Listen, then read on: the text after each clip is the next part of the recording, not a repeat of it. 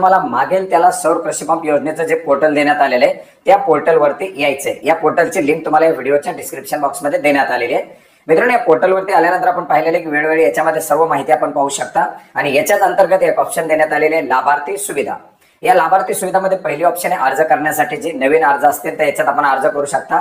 या अर्ज करावरती क्लिक करून आपण जर आपला आधार कार्ड नंबर टाकला तर आपण पूर्वी अर्ज केलेला असेल तर आपल्याला या ठिकाणी दाखवलं जाईल की तुम्ही पूर्वी अर्ज केलेला आहे, तुम्हाला अर्ज करण्याची अनुमती नाही आणि त्यावेळेस तुम्हाला तुमचा जो काही MKID असेल, MSID असेल, जे काही असेल ते तुम्हाला या ठिकाणी दाखवलं जाईल। म्हणजे हा जर MKID असेल तर तुम्हाला नवीन अर्ज करण्याची गरज नाही आणि जर तुमचा आधार यापूर्वी वापरलेला नसेल तर तुम्ही या पोर्टलवरती नवीन अर्ज करू शकता।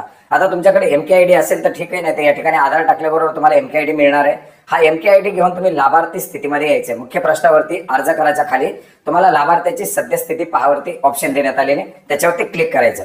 त्याच्यावरती क्लिक केल्यानंतर तुमचा जो काही MKID असेल, जो तुम्ही मेडाकडे अर्ज करताना भरलेला असेल किंवा आता आधार नंबर टाकल्यानंतर मिळालेला असेल, तो या ठिकाणी एंटर करायचा आहे। तो एंटर करून सर्च केल्याबरोबर तुम्हाला लाभार्थ्याचं नाव, मोबाईल नंबर, आधार नंबर हे सर्व माहिती आणि तुमचा अर्ज हा ड्राफ्ट स्वरूपामध्ये आहे, तुम्हाला पेमेंट करावं लागेल अशा प्रकारे दाखवलं जाईल।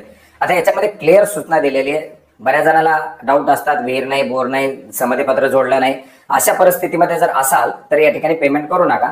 परंतु तुम्ही जर हा अर्ज पूर्णपणे व्यवस्थित भरलेला असेल, अटी शर्ती तुम्हाला माहित असतील तर तुम्ही याच्यामध्ये जे काही पेमेंटचे ऑप्शन दिलेले आहे त्या पेमेंटच्या ऑप्शनवरती क्लिक करू शकता।